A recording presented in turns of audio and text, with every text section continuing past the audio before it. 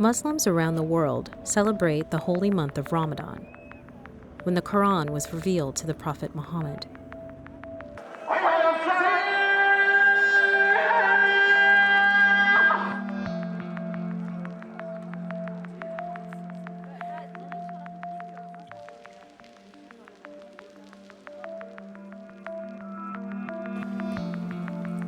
But in Turkey, the celebration is not like one in other places, because Turkey is like no other place in the world.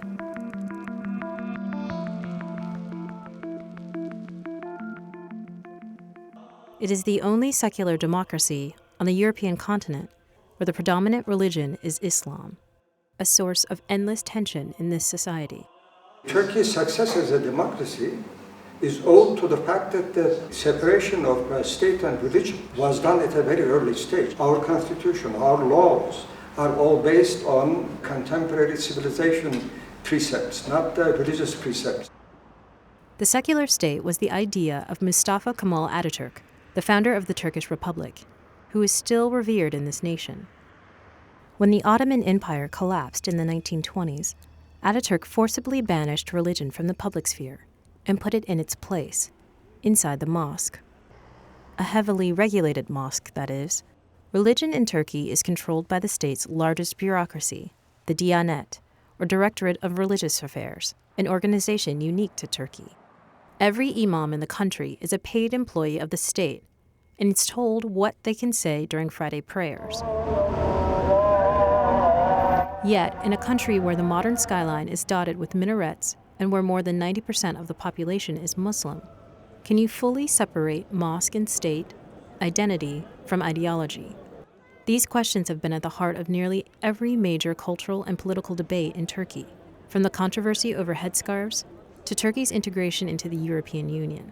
You may think, okay, if we become part of this Christian club, Christian union, then Islam will be eradicated in Turkey.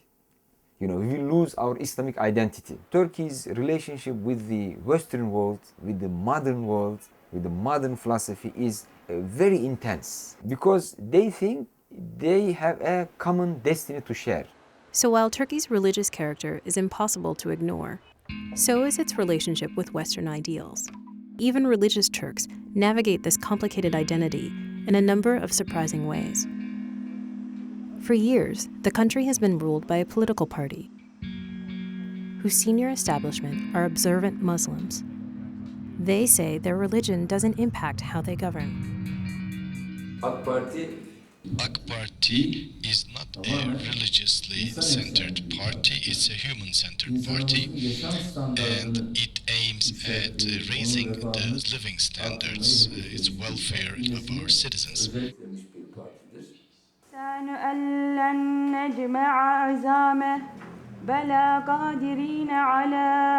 In the conservative neighborhood of Fatih,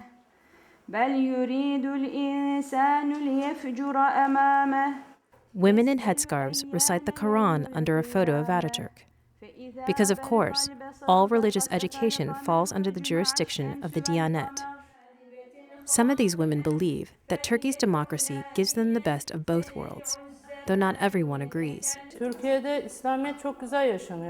In Turkey, religion is experienced in a great way. Here we're ruled by democracy, and for this reason, everything is ruled by freedom of choice. We can do whatever we want. We have people here who are fasting, people who are not fasting. We respect each other. We couldn't get into the classes. We couldn't have our covered children go to school. So we couldn't do whatever we like. For me, we're ruled by democracy. We're not under that much pressure. But that's not entirely true. Women who dress like this are not allowed into universities because not everyone is happy about religion creeping into the public sphere. Least of all, the current and former members of the military, the guardians of the Turkish secular state. We see a consistent and steady expansion of the space of religion in places at points which were not there before. To them, the most troubling trend is Turkey's recent shift of its foreign policy focus towards the Middle East. Even though Turkey borders Iran, Syria, and Iraq, They fear that this signals Turkey's moving away from the West and into the direction of more Islam. Turkey's orientation should be, again, in the Euro-Atlantic community. Absolutely. If you want to preserve your democracy, your way of life, and future as a modern society. So, I'm worried. Those that are not worried include several students at Sabancı University who believe Turkey should not fight its dual nature, but rather embrace it.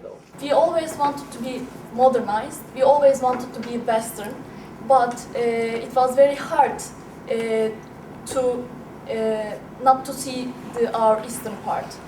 So I think Turkey in the future, Turkey's role should be make a bridge between Western and Eastern. In other words, Turkey is not East or West, but a rising power between the two. And they hope that maybe, after all these years, Turkey can at last define itself in its own terms.